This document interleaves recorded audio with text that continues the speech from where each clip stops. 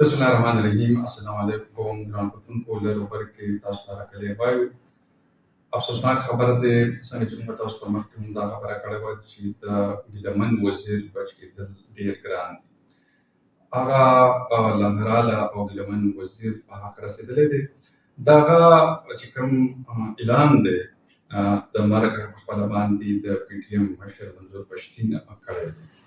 باقاعده توګه هغه یو قابلې په شکل کې روان کړی شوی دی. خپلې ابایي علاقې وزیرستان سطحل کې به د هغوی جنازه سبا د جمعې په ورځ 4 بجې ادا کېږي.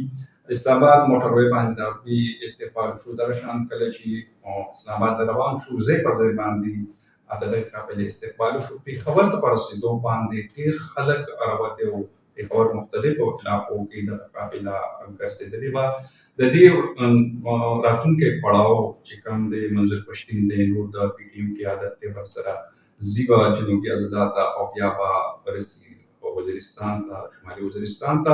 بنو یا نور چې کوم جنوبي اضلاع علاقې دي هلته هم د تود استقبال تیاریانې په دې حواله باندې روانې دي. غم ډېر لوی دی. ټوله دنیا په دې باندې غمځپلې ده. زموږ چې کوم پښتون ولس دی نو هغې به په دې حواله باندې سخت رد عمل دی. اوس په دوه خبرې دي، په هغې باندې زه لږه خبره کوم. یو خو دا دی چې پي ټي ایم راتلونکې تګلاره به په دې حواله څه وي. دې نه علاوه انویسټیګیشن په حواله باندې چې کوم حمله کوونکي دي په هغې کې څه پرمختګ شوی دی په دې کیس کې. او منظور پښتین په خپله باندې دا اعلان کړی دی. هغه وایي چې کله مونږ ګیلمن وزیر جنازه وشي، هغه کفن دفن شي، د هغې نه بعد به مونږ راتلونکي تګلارې اعلان کوو.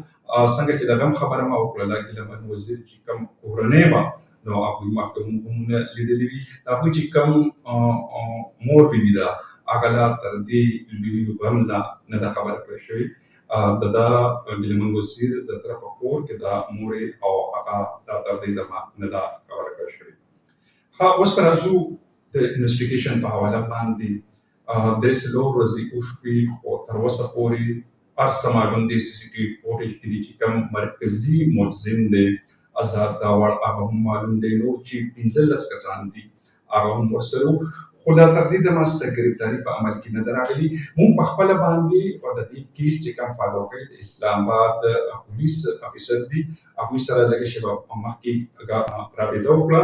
هغوی ډېرې داسې خبرې وکړې چې هغه اف د ریکارډ دي. اف د ریکارډ مطلب دا دی که هغه مونږ وکړلې نو کېدای شي د پولیس چې کومه کاروایي ده، کوم هغوی خپل کوششونه دي هغه د هغې په وجه باندې متاثره کېدای شي. خو زه به بټوین د لاین کې کوشش وکړم چې ځینې خبرې تاسو ته وکړم. هغوی دا وایي چې مرکزي ملزم بالکل معلوم دی، خو مونږ ته چې کوم دغه 15 نور کسان دي دا نامعلومه دي.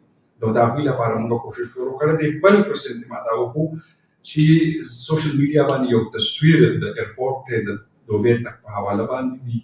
نو ما ته چې کوم تفتیشي افسران دي د اسلام آباد پولیسو هغوی په دې حواله ووي چې اول خو دا ممکنه نه ده، خو شوي هم وي نو دا زموږ لپاره بیا ډېره اسانه ده، ډېره ایزي ده، ځکه چې ریډ وارنټ په ذریعه باندې اف آی اے انټرپول په ذریعه باندې دا یو های پروفایل کیس دی. نو په اسانه باندې مونږ دغه مرکزي ملزم راوستی شو. خو هغوی چې کومه خبره وکړله د مرکزي ملزم د ګرفتارۍ په حواله باندې، نو هغوی څه داسې نشانات او څه داسې معلومات راکړله چې هغه فلحال مونږ تاسو سره نشو شیر کولی. خو یوه خبره هغوی واضحه کړه پولیسو چې د اسلام آباد آی جي پولیس چې کوم د پولیسو مشر دی، نور چې کوم افسران دي دا کیس ډېر سیریس اخیستی دی. چې کومې خبرې ما ته هغوی وکړې نو هغه یقینا هغوی دا وایي چې په یوه هفته کې به مونږ ټول افسر تفتیش په دې حواله باندې وشي. خو د یوې هفتې نه مخکې هم مونږ دې هر څه ته رسېدی شو. مرکزي خبره مین خبره چې هغوی کومه وکړله هغه دا ده چې کوم مرکزي ملزم دی د هغه د ګرفتارۍ لپاره مونږ ټیمونه موجود دي او هغه به هم په دې حواله باندې به هم زر پرمختګ وشي. دې نه علاوه د 15 نور کم حملور دي نو د پولیس افیشل مطابق لا هغوی نامعلومه دي. مونږ ته په هغې حواله باندې لا څه اشاره نه